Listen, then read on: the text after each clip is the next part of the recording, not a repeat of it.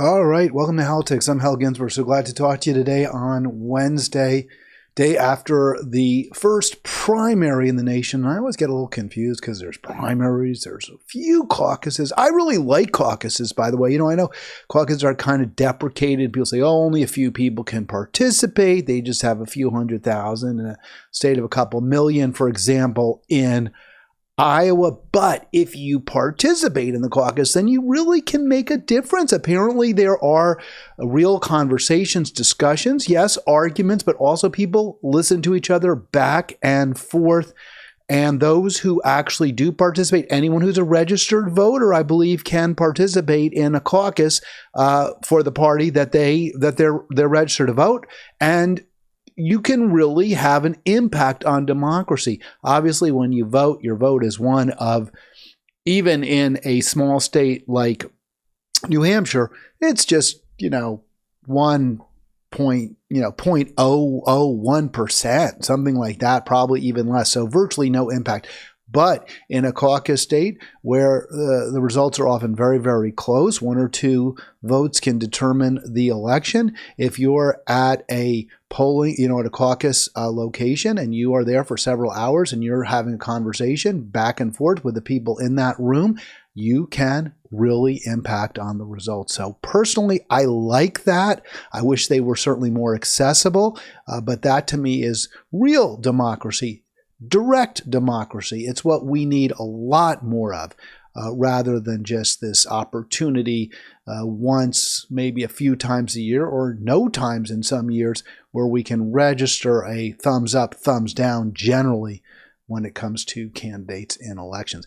So I like caucuses personally. I wish we had more of them. We don't. In fact, we're going in the opposite direction.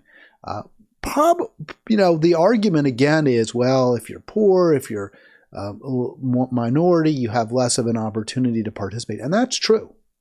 And it's wrong. And that needs to change.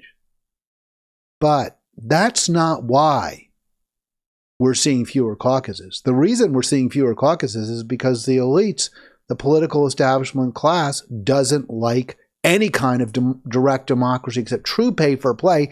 That is where you buy a politician and that politician stays bought, or you defeat them in the next election. That's what the elites want. That's pretty much what they've gotten. And I have to say, the results yesterday in New Hampshire, pretty much what I expected. Maybe I didn't think Joe Biden, you see his picture there on that slide that I put together, the promotion for this program. Maybe I didn't expect Joe Biden to win in a mail-in campaign.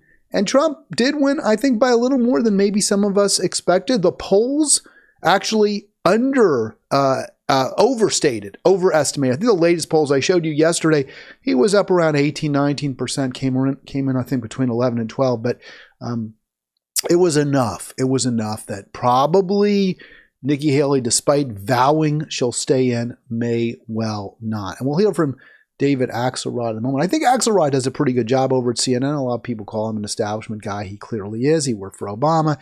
He was part of the Obama team back in was it Obama? Yeah, Obama, right. He's the guy who he was like Obama's Karl Rove, I guess, right? He kind of was the one who figured out how to get Obama into the White House more than anybody else. So we'll hear from Axelrod. I actually think he does a pretty good job, notwithstanding his bona fides as a true Democratic elite.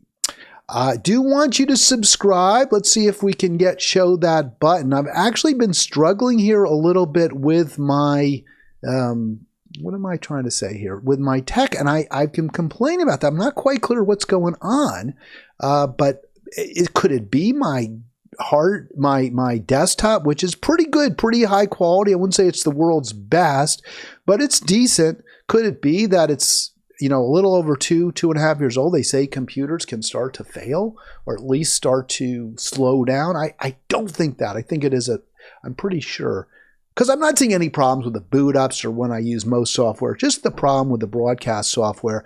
So maybe that's it. Maybe I put in a few too many plugins. Not sure. I will continue to effort that, try to figure it out. But yeah, I mean, the tech is so important. You have to be able to hear me. You have to, that's critical. You don't need to see me, but you do need to hear me. I've had people tell me, you know, I don't even know if it's, you know, whether they mean it, they believe it, if they're just sort of smoothing me down. Oh, well, you know, you have a good radio voice. I don't like it. Apparently, according to the old ball coach back in Monterey, we all hate our voices when we hear it, but I just have that sort of a high pitch, just a little whine that I hear in my voice. Maybe you don't. I don't like it. I'm always so gratified. Let me see if I can, by the way, get that mic down a little bit so you don't see it. So evidently, just trying to get everything to look as good as it can. I'm maybe not succeeding. Well, we'll leave it like this for now. So let's go to the video. This is going to be CNN, which I almost never actually watch except on election nights. And even then, I don't always watch, and I didn't last night. But let's see if we can get this video here, because I didn't watch last night, but I did.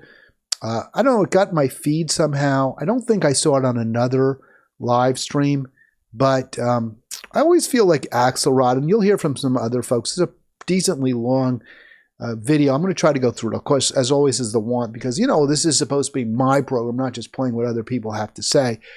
Giving you my take, not a spin, but a take, giving you my take.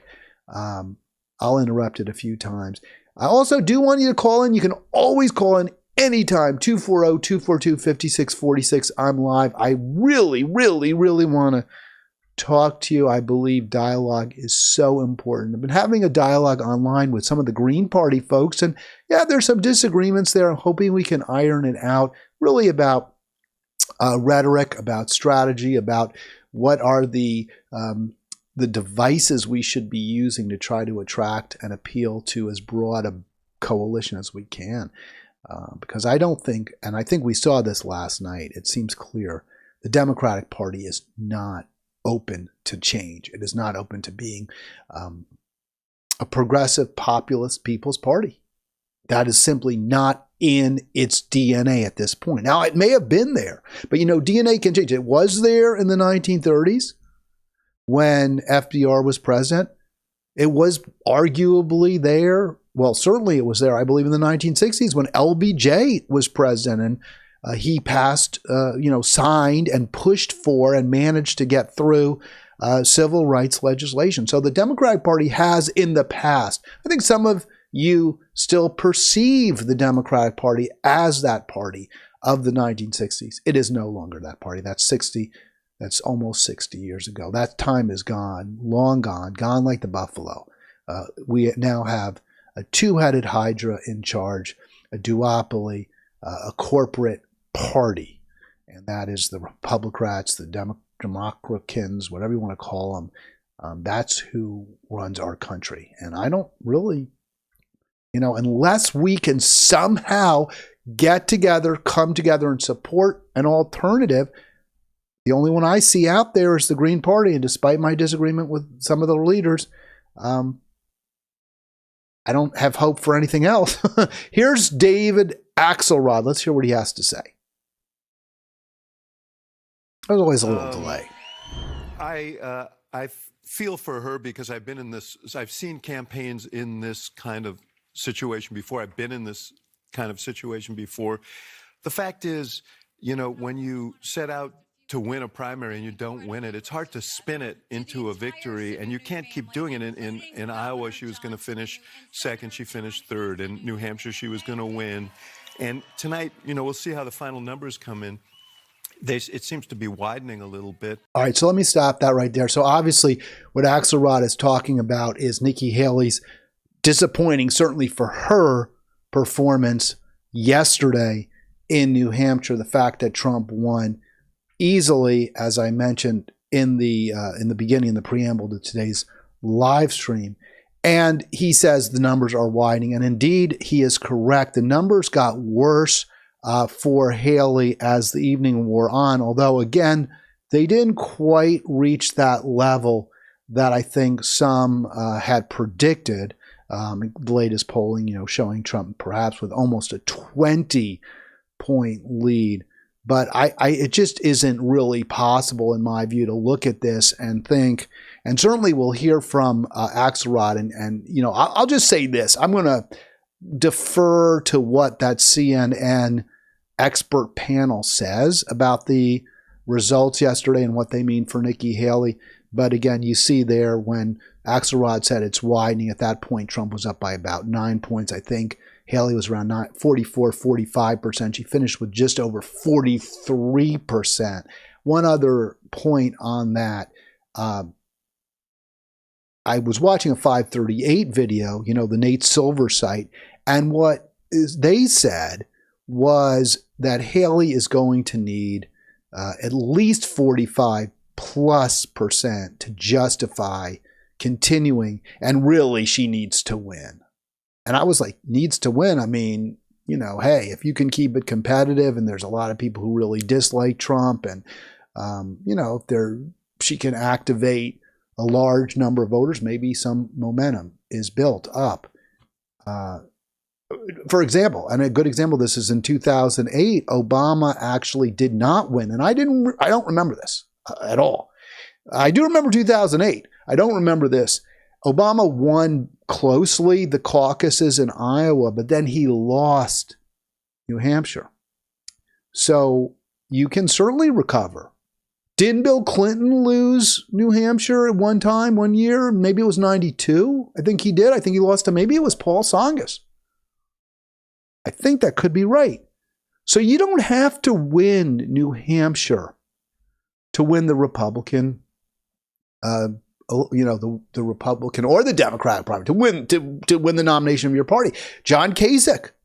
Well, he won Dixville Notch. Okay, he won Dixville Notch in 2016. I think Trump actually did win New Hampshire in 2016. But yeah, you don't have to win New Hampshire. So I'm like, okay, 43% doesn't look so bad, at least from where I'm sitting. Let's hear from the experts on this topic. And I think they're wrong a lot. They're biased. This CNN panel. But when it comes to the horse race analysis, which is where we are now, I was persuaded pretty strongly by what Axelrod and the team there at CNN had to say. I really question. I question whether she really ultimately wants to go forward to South Carolina and put her popularity to a test in her home state. And I'm wondering whether her supporters and her financiers, her donors, are going to want to do that too. Right, so I love that. I love how he said financiers, because that's what I call them, because they're financing the campaign, right? They're promoters. They've got some, like if you're a boxing promoter, you have a boxer, you promote their fights because you're hoping they'll win, and you can keep promoting them and you'll make lots and lots of money. You're their backer, you're their financer, you provide financing. It's an investment. That's what Axelrod is saying. Well, her financiers, the people who've invested in her, who hope to see, because when you make an investment, you expect a return on that investment. You buy treasury bills, you get interest payment. You get, you get those coupons, and you clip them and you get sent money. I don't think people need to clip them anymore, but you know what I'm saying. That's an investment. A bank finances a venture, then they expect a pretty big fat return on that venture. You're taking a risk. So Axelrod, slipping into it, acknowledging, saying the truth. Yeah, her financiers, the people who like the $2.5 million that she raked in recent years and months, giving expensive speeches for people that hope that she'll win elections and do them favors. Do them solids when when she's in office. Well, that's who, they may say, we're not going to throw good money after bad. We took a flyer on you. We thought you had a shot at defeating Trump. There are reasons we don't like Trump. We thought you would be better for us. You'd make us money that Trump, wouldn't. So that's why we support you. But now he's saying, I don't know. It's not working out. You didn't do well in Iowa. You got third, not second. You didn't win in New Hampshire. So, too bad, so sad. I think the handwriting's on the wall. I agree with David. She started off wobbly, Man, I thought she was going to quit tonight. She was got wobbly, and then she kind of found herself. You know, I used to love, I want to interrupt, I used to love Van Jones. I really did. I mean, he was a guy who I think he was kind of kicked out of the Obama administration, right? There was something he had signed a 9/11 truth. That's right. He signed a 9/11 truth petition or something. And because of that, he was, persona non grata in the Obama administration. It was very frustrating. Obviously, we never really got a full explanation over what happened on 9/11. I used to state I used to say, hey, I don't believe that my biggest beef with 9/11, just real quick, and this is because Van Jones lost his slot in the Obama administration because it was found that he had signed a 9/11 truth petition. We need to know the truth about 9/11. We haven't got it. And he, was excoriated for that. And my position had always been, look, I don't know what caused Building 7 to fall, but I don't believe that a building that was not impacted by trauma, it was not traumatized. It was the two big towers that were hit by the planes. And then this building, maybe 100 yards away, collapses hours later. And I'm like, how does that happen? Doesn't make sense. And I was always, and we never got a good explanation. From what I've understood is that and never had a building collapsed in the past. There had never been a steel frame building that had collapsed due to fire. And that was the argument, was that the fires that were caused, again, by the trauma suffered by the two buildings proximate to it, somehow caused this building to catch fire and then ultimately collapse. And I just felt like, and I'm not an engineer, I'm not an architect, I don't know, but architects and engineers for 9/11 Truth were very clear. This isn't credible. This isn't what happens. This isn't how steel frame buildings collapse. You could see the building collapse in its own footprint. And Larry Silver, I think it was Silverman, the guy who owned the building, made the statement, we decided to pull it. So all that made me very, very skeptical of the official story. I've read since then, there do appear to be explanations which fit with the dynamics of that day that could explain Building 7 collapsing without some other factor being brought to bear upon it besides what happened to the two main towers. So, okay. Maybe that's what happened. In 2005, 2006, when all this was being discussed and even earlier, we didn't know. And we sure were getting the runaround. And remember, Cheney Bush refused to speak independently to the investigators. There's a lot to be very doubtful and skeptical about. But it's sort of like the Warren Commission. There was an awful lot done wrong by those who investigated the assassination of John F. Kennedy. But in the end, it probably was Lee Harvey Oswald acting alone. And I know a lot of you are going to say, oh, it's ridiculous. Al, you know what you're talking about.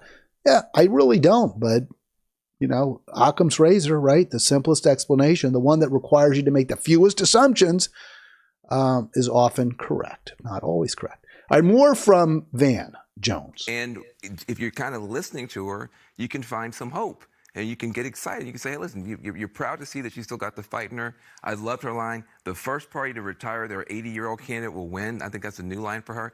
And then she walks off stage and you got 4 weeks of every Republican in the world walking across the street, endorsing Donald Trump and throwing spitballs at you for 4 weeks. And then you go to South Carolina to get humiliated in your home state. I don't think this is going to be a great month for you. It's a great speech, but it may be her last one.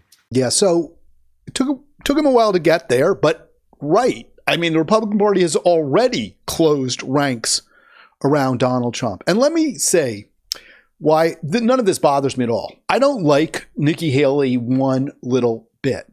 She's clearly corrupt. She's a neo-lib, neo-con of the worst sort. She's all in for war with Israel and Ukraine.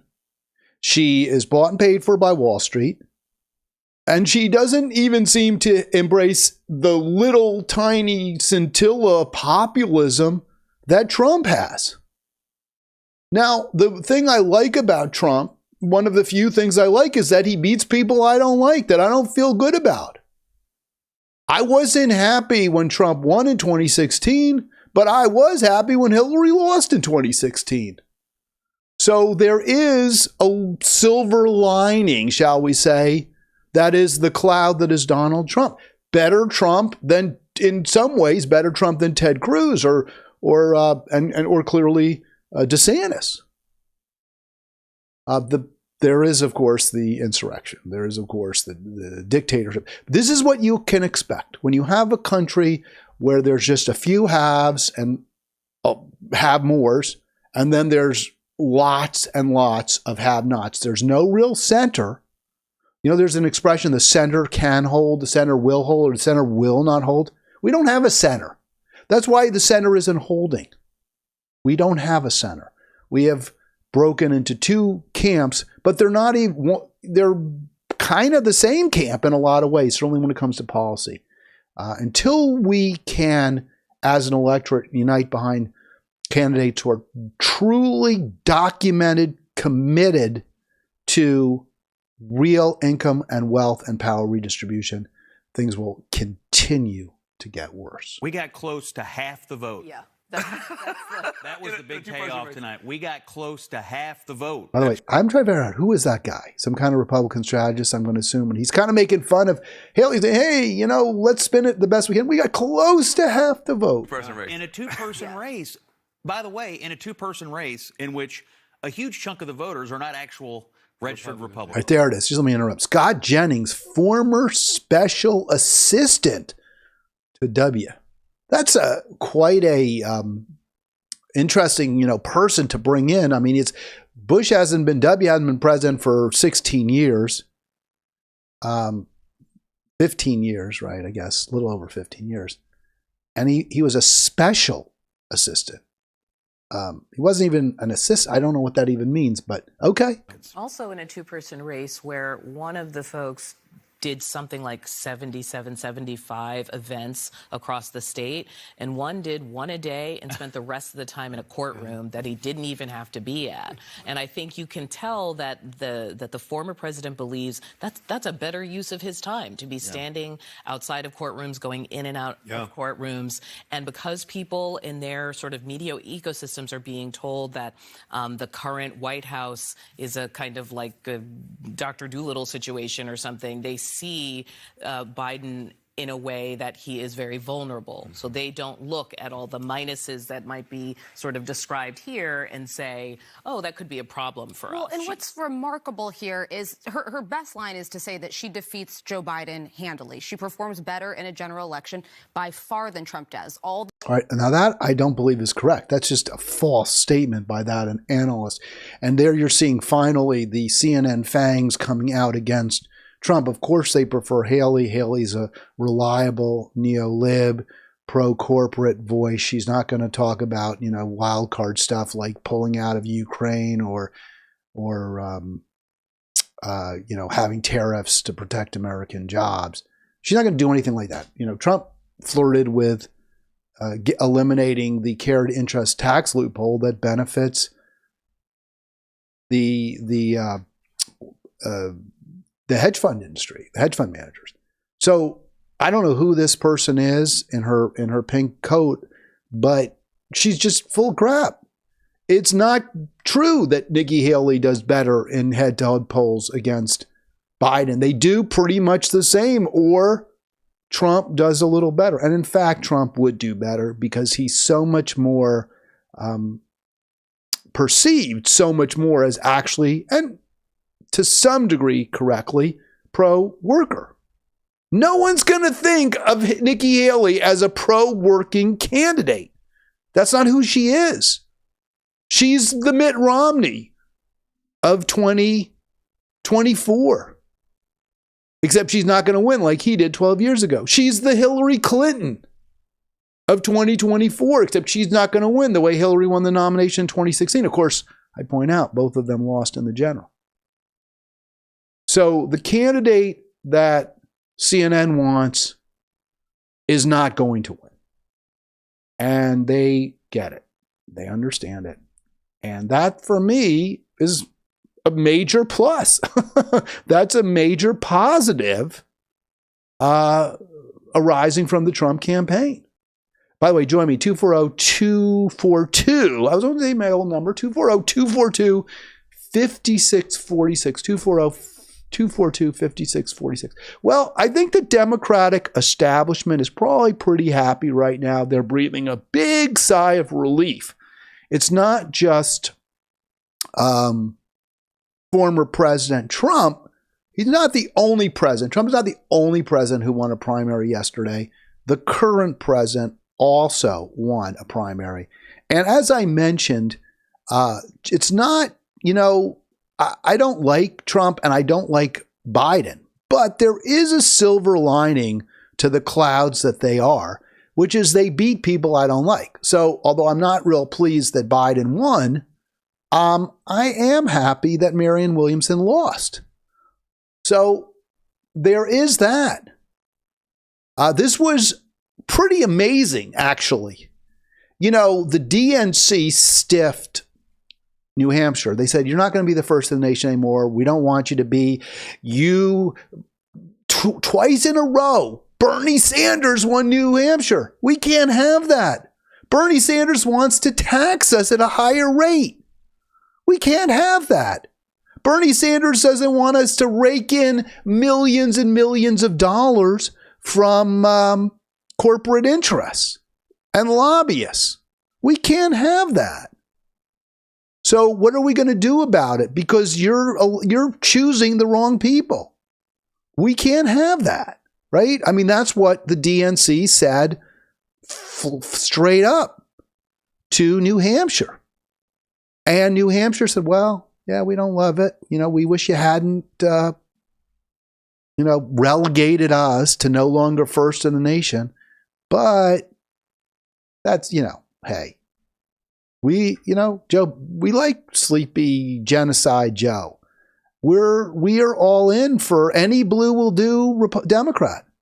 We're not going to entertain quixotic third party light candidates. I say third party light because they're not even running in a third party. So that's what New Hampshire just said. And frankly, yeah, I mean, so this was by write-in. Biden wasn't even on the ballot. He got almost 3 times what number 2 Phillips got. Biden won by a much bigger margin without being on the ballot than Trump, which I think we all have to agree is kind of wild, right? I mean, isn't that kind of interesting that he would do that much better than somebody who was actually on the ballot and who won? This has got to be the most embarrassing, slap in the face for Marianne Williamson. And again, there's a positive, right? The positive for me is that Marianne Williamson loses because this is a purportedly, ostensibly progressive, somebody who's taking on the worst aspects of the Democratic Party. And she can't even challenge the support for genocidal Israel or quasi-genocidal. Remember, I'm not 100% there that Israel's a genocidal state. And I know some of you may some of you will say, well, of course they're not. They're not even close. How could you even think they might be? And some of you, how could you possibly say they're not, right? So either way, I lose. But I've explained it. I think under the definitions that the Human Rights Commission is using, the World Commission on Human Rights is using, I think that they probably meet that definition pretty clearly.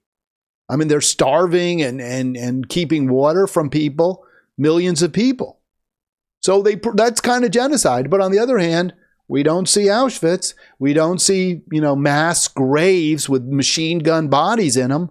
So that's not genocide, right? I mean, that's where I go with that. But regardless, we're supporting an oppressive, persecuting state, an oppressor, a racist. Are they certainly a tribalist state, a murderous state, a colonial state? We're doing all that, and Marianne Williamson apparently can't be bothered to criticize that. She's said she pretty much supports our policies in Ukraine, Biden's policy in Ukraine. She's an exceptionalist. So I'm glad she lost. I mean, she's not an alternative to the corporate state. I have no problem with her losing. We need a candidate. We need candidates like Jill Stein, like Cornel West, like Bernie appeared to be in 2016, who will challenge the true corporate militaristic power, the corporate state in which we live, the fascist, neo-fascist, quasi-fascist, proto-fascist, use whatever term you want. We need candidates who will challenge that. Marianne Williamson ain't that candidate. But I will give her this. She did beat Vermin Supreme, so I guess she should, she can take her victory lap. Congrats. You beat Vermin Supreme. That is gotta be, isn't that, wow.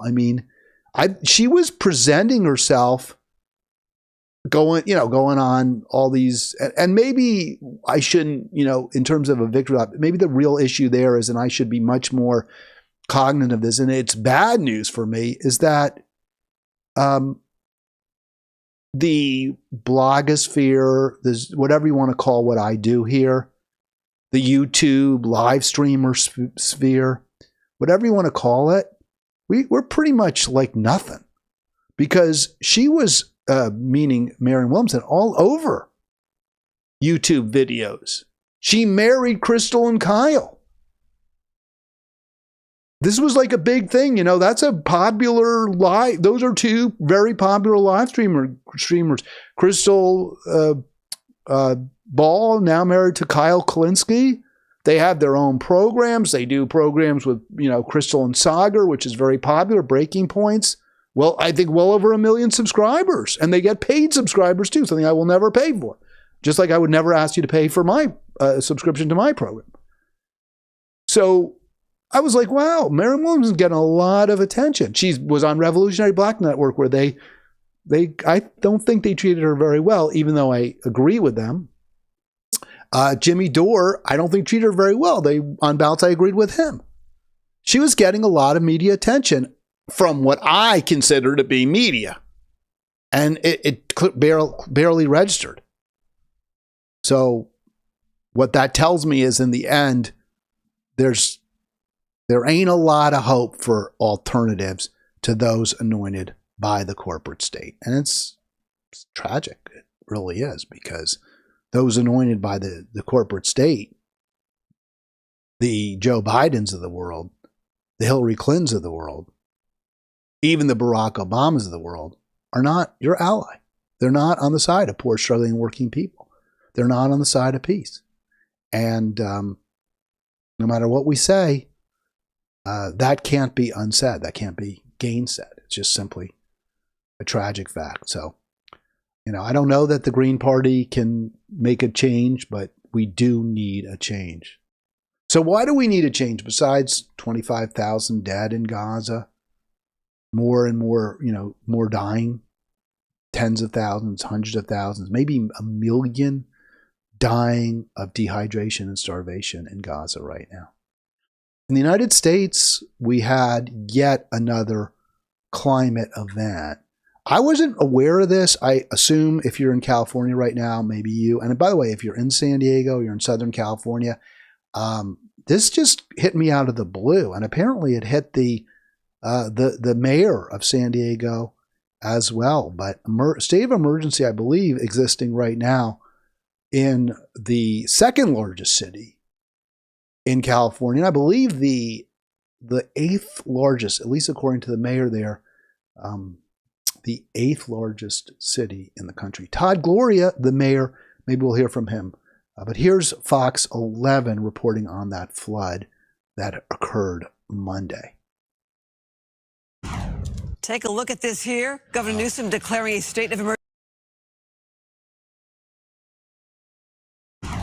Take a look at this here. Governor Newsom declaring a state of emergency in San Diego County after widespread flooding from a powerful winter storm. Cleanup is underway after floodwater swamped streets and roads. The mayor says San Diego's stormwater drainage system was overwhelmed by the heavy rainfall. Hard to believe that's San Diego you're looking at, right? The fire department, they're reporting 200 people had to be rescued from the high waters and scores of homes suffered water damage. Nearly 4 inches of rain fell yesterday, marking one of the highest rainfall totals in San Diego's recorded history. Looking here at video recorded yesterday, a car floating away the floodwaters. The person who shot it said the car belongs to their sister. That's, again, hard to believe in San Diego. Yeah, there are certain parts of San Diego, though, that are really prone to flooding because the way that they're... Yeah, that may be true, but the mayor is going to tell you, or at least the mayor said, I don't know if I'm going to play the video clip, but the mayor, Todd Gloria, said, yes, there are certain low-lying areas of San Diego that get flooded relatively easily. But what really knocked the city administration for a loop was that areas that were not projected to suffer from that kind of flooding were hit very, very hard by this enormous amount of water that fell in a remarkably short period of time. What it's called by the LA Times, a 1,000 year storm. So, you know, I've heard a lot. I put a lot of stuff, people saying, oh, it's cold. There's no climate crisis, right? That's the argument from people. Oh, I'm really cold right now. So therefore, there's no climate holocaust. What is Hal talking about, a holocaust? I wish we had a fire. I'm so cold. Well, if you're going to play that game, if you're going to say, well, because it's cold where I am, that proves that the climate catastrophe is a hoax. If you're going to play that game, then you have to be open. You have to, you don't have to do anything. Look, people can do whatever the hell they want. I can say you have to do this and you have to do that. Nobody will do it. But, if you're going to show any intellectual consistency whatsoever, and your argument is because of one cold snap in one place on the planet, that demonstrates that the climate catastrophe is a hoax, then you have to be open to the possibility that a massive 1,000-year storm could also be the converse of what you could be, in fact, the demonstration that there is a climate holocaust happening, that we are, in fact, by burning fossil fuels at unprecedented rates. Remember, it keeps going up and up and up, and how much more we burn every year, despite all the efforts by Democrats to stop, allegedly to stop. And in fact, the mayor of San Diego is certainly saying that this is a harbinger of ever more to come because of our dependence on, our continued reliance on fossil fuels. So you see that in just minutes, southeastern San Diego was just inundated with terrible flooding, chest deep flood. You saw the images. Quite extraordinary. Well, we've seen that, by the way, this is certainly nothing unique to American cities. We saw this in New York recently. I remember driving through New York after one of the hurricanes. I can't remember which one it was. Was it Hugo? I don't know. I don't think it was Hugo. I get them all confused. I'm really, really, really bad at remembering the names of the hurricanes. But I remember driving through New York maybe a week or so after and seeing the water coming up out of the some of the subway entries. This was in, I believe, Brooklyn. Quite extraordinary. Was it Ida? Maybe it was Ida. I don't know. It could have been Ida. But maybe not. I don't recall. I don't think it was Ida. That would have been too recent. Vermont. Vermont used to not get those kinds of really, really bad flooding storms. Pretty far inland. It's a mountainous state. And recently we've just seen floodwaters just ripping apart communities. Ludlow, Vermont, which town I have familiarity with, just absolutely inundated. So San Diego, it's not just San Diego. And I point out something else. Those who are saying, oh, it's cold where I am, therefore there's no climate catastrophe, there's no climate holocaust. Even when it's cold, it's not like the cold's unprecedented, it's unique. Every now and then you might see a record. But these storms, they are unprecedented. We're getting more water in a shorter period of time in these communities than we've ever gotten before. We're getting heat waves that have never seen before in the Southwest. That certainly never been recorded. So this is why, well, first of all, this is why you should, for whatever anyone says, trust the scientists who are not bought and paid for. It's not like big pharma scientists who are paid to tell you you need to take this medication, you need to take this antidote, you need to take this vaccine. And look, vaccines have done an awful lot. I mean, we don't have the plague anymore because we, in large part, not only because of, but in large part because we have antibiotics. Smallpox was a terrible scourge. It no longer is because of the smallpox vaccine. I mean, there's no question. Modern medicine, modern science has done an extraordinary job. And we're all safer. We're all the beneficiaries, or almost all of it. Many diseases are largely wiped out. There's some kind of a worm in Africa that had been causing terrible harm to people. It was in the water. I don't remember the name of the worm. I tell you, I'm bad with names. And scientists have largely figured out how to get rid of it, to eradicate that disease. But that said, when Big Pharma buys doctors, scientists, employs them, they do find results that are to the liking, to the bottom line of Big Pharma. And those cannot be relied upon. Those cannot be trusted.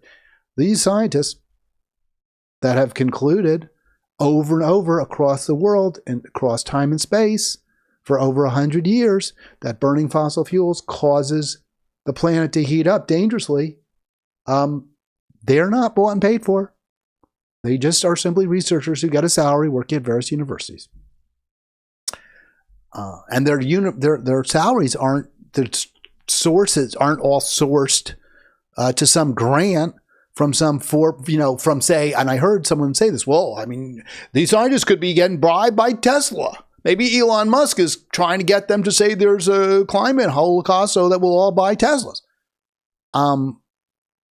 Flash, we've had scientific consensus before there was a Tesla that burning fossil fuels was burning up our planet. So here's what the mayor had to say. It's called climate change. It's real. It's happening. And we experienced it yesterday in San Diego. A lot of times, politicians don't want to talk about the climate cataclysm because it's really, really depressing. People don't really want to hear about it. They feel like it alienates some of the potential voters. That's all true. It is. I get it. But you know what? I give the mayor credit.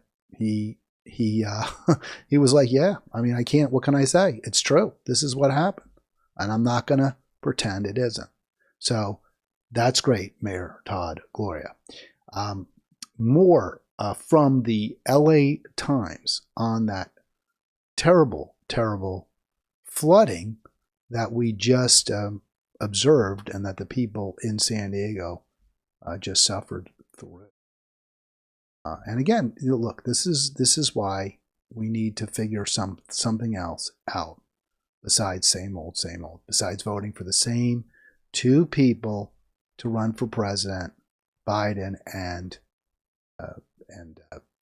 Trump. And I guess you'd say, well, if we elected a Marianne Williamson, she might do something, right? She might cut back. She might not approve more drilling. Because I'm very, very down on Marianne Williamson. I don't view her as an ally at all. But to be fair, she might reject new drilling applications. She would push for Medicare for all. Different issue. But her pro-war stance would kind of wipe out a lot of those gains, as we know, because the U.S. military is such an enormous source of greenhouse gas emissions. 1,000-year storm force. This is what is happening because we have a government, because we have a society that simply refuses to reckon with a climate catastrophe.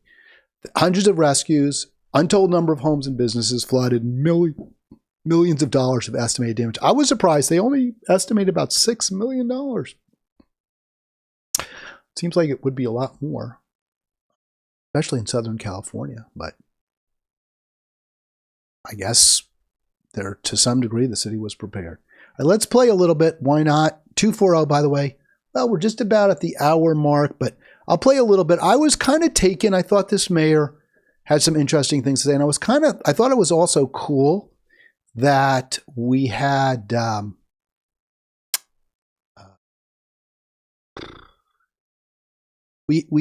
first of all that he acknowledged, right, the climate catastrophe, and I thought it was pretty cool the way he also led this press conference. So let's play a little bit from this. We'll skip around a little bit. San Diego and what we need to do, maybe in the future, what we can do so that we don't have these 1,000-year-old storms destroying everything. For residents and for businesses. Now, certainly nobody anticipated the severity of this storm.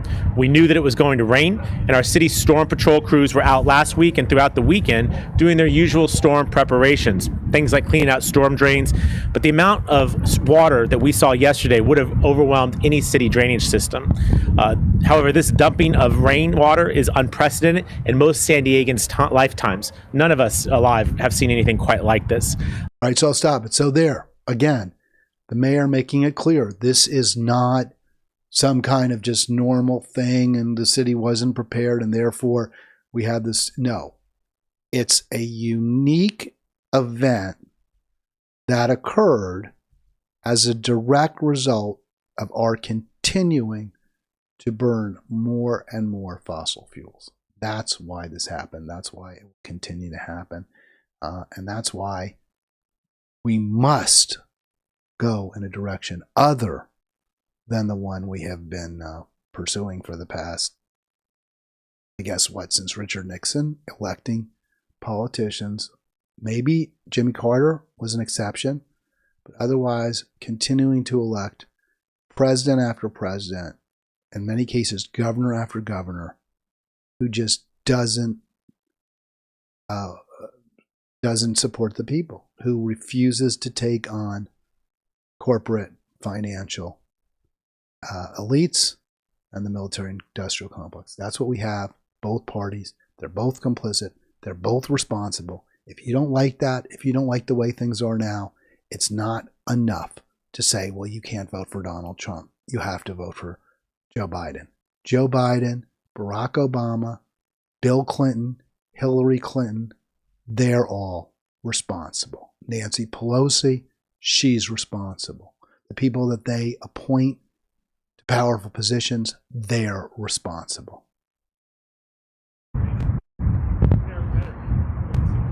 Well, we had information from the National Weather Service. What we were told was to predict a certain amount of rain over a certain period of time. We got a lot more rain than that in a much shorter amount of time. That's why we're dealing with this situation. Everyone knew, you probably saw on your own phone, you knew it was going to rain Monday. We were aware of that. But the concentrated amount of water in that very limited amount of time, and I would argue also in a very limited geographic area. You know, areas like Mission Valley that are known to flood, we certainly had issues there, but not like what we've had down here in the southeastern community. Did we have that information? No, we did not have that information. We're going to need to talk to the National Weather Service about why what we forecasted and what ended up happening are two different things. But right now we're focused on the recovery efforts and trying to address the very real needs of people on places like Beta Street and elsewhere nearby here. We need to take care of those folks as we look at the forecast and hope for better. One thing I know, last week I was at the U.S. Conference of Mayors annual winter meeting in Washington, D.C. Every mayor's talking about how they're dealing more frequently with extraordinary weather events that they've never seen before or happening with a level of ferocity and frequency that is not anticipated. This is called climate change. It is real. It is happening, and we experienced it yesterday in San Diego, and I fear this will not be the last time we deal with it. So on a go-forward basis, those forecasts need to get better, and our anticipation around storm patrol, as you heard Chris McFadden talk about, we're probably going to have to modify that as well. All right, so I'll stop it there. I just want to make final word. I appreciated the mayor making that clear-cut connection between the emergency, the climate emergency in San Diego, and human activity fossil fuel consumption. That was very, very important that he do that. I appreciate him doing that. He makes also the point, obviously, beyond, there's tremendous expenses, costs associated with this. And we've got two parties that won't raise taxes on the billionaire elites, that will not pay off our ever burgeoning debt. They're making it harder and harder for us to address the increased costs that we're undoubtedly going to be facing and that we already have started to face. And it's not just that they're refusing to enhance revenues as we see more costs on the horizon from addressing the climate catastrophe. It's also that they're both spending money like drunken sailors on military adventurism abroad, which is leading to more deaths, more destruction, and more fossil fuel consumption.